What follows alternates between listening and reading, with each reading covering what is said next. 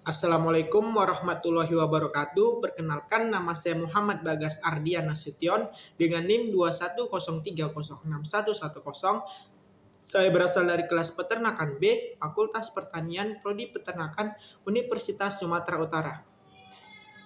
Pada kesempatan kali ini, saya akan melakukan praktikum uji vitamin C dan saya akan menjelaskan tentang vitamin dan mineral yang diampu oleh Ibu Dosen Tati Widianasari SPTMP. Nah, pada bagian pertama, di sini saya akan menjawab pertanyaan tentang vitamin dan mineral. Yang pertama itu pertanyaannya, jelaskan pengertian dan fungsi mineral secara umum pada tubuh ternak. Mineral adalah suatu benda padat homogen yang terdapat di alam, terbentuk secara anorganik, mempunyai komposisi kimia pada batas tertentu, dan mempunyai atom yang tersusun teratur.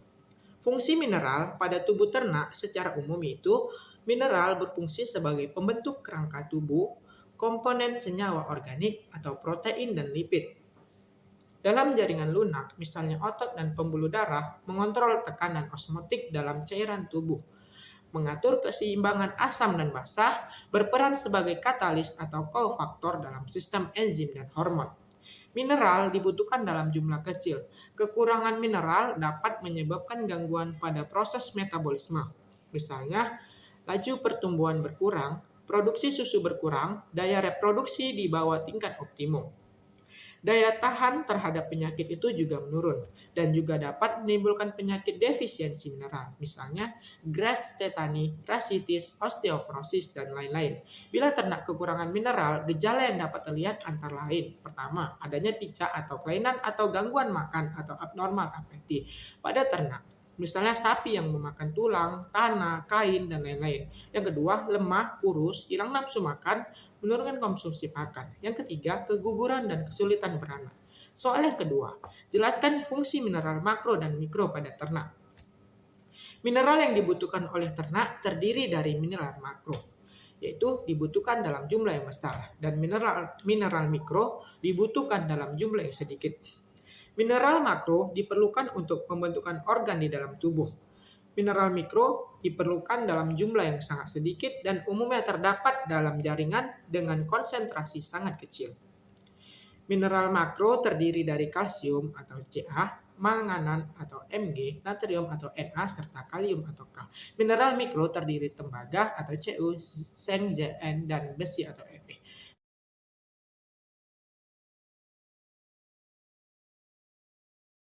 Jelaskan pengertian vitamin.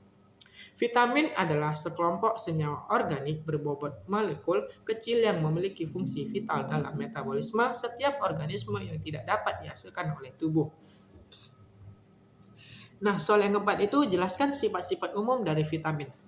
Sifat vitamin. Yang pertama, diperlukan oleh tubuh untuk menjalankan fungsinya. Yang kedua, tidak perlu dicerna untuk dapat digunakan. Yang ketiga, beberapa bersifat esensial atau tidak dapat dihasilkan sendiri dan harus didapat dari makanan. Soal yang kelima, jelaskan jenis-jenis vitamin serta fungsinya pada ternak. A, D, E, dan K. Vitamin A, manfaat yang pertama itu mengoptimalkan indera penglihatan, yang kedua itu mencegah ataksia atau hilangnya keseimbangan pada ayam muda. Yang ketiga, pertumbuhan. Yang keempat, pemeliharaan jaringan epitel membran mukosa, saluran pencernaan dan pernapasan, serta saluran reproduksi. Vitamin D berfungsi untuk mensintesis protein dan mentransportasi kalsium dalam dinding usus. Sedangkan vitamin E, manfaat utamanya itu untuk meningkatkan fertilitas atau pertumbuhan embrio normal dan sebagai antioksidan.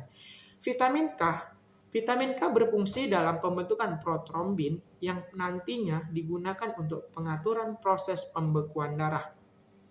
Nah, selanjutnya saya akan melakukan uji vitamin C pada beberapa sampel yang akan saya lakukan, yaitu sampel jeruk, daun bayam berduri, sampel mangga, sampel alpukat, dan juga sampel hasil dari rumput lapangan.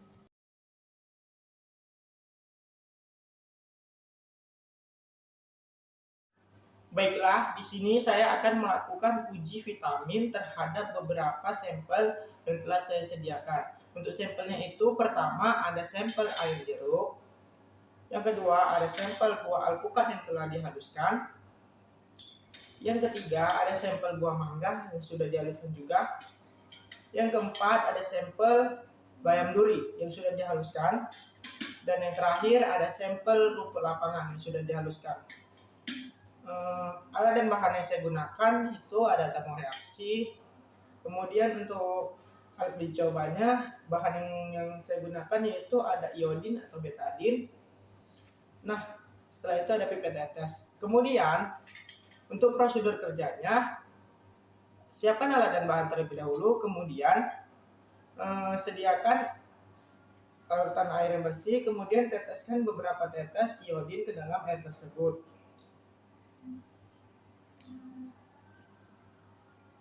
Setelah itu, homogenkan pada masing-masing tabung.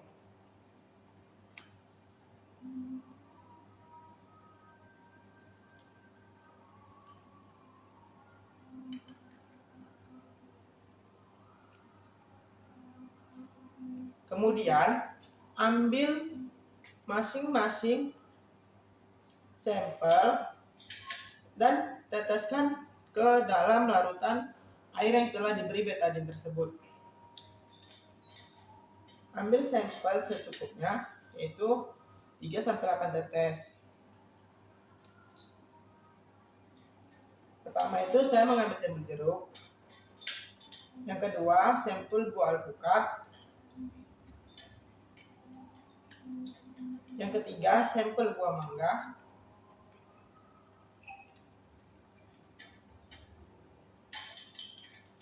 Yang keempat, sampel rumput bayam daun. Yang terakhir, sampel rumput lapangan. Nah, amati perubahan warna yang terjadi pada masing-masing tabung. Setelah diamati, pada sampel jeruk terjadi perubahan warna dari awalnya kuning menjadi bening. Menandakan perubahan warna ini terjadi karena askorbat atau vitamin C dioksidasi oleh larutan iodin sehingga menyebabkan perubahan warna.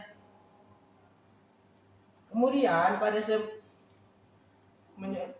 menyebabkan perubahan warna. Kemudian pada sampel alpukat juga terjadi perubahan warna menjadi agak bening.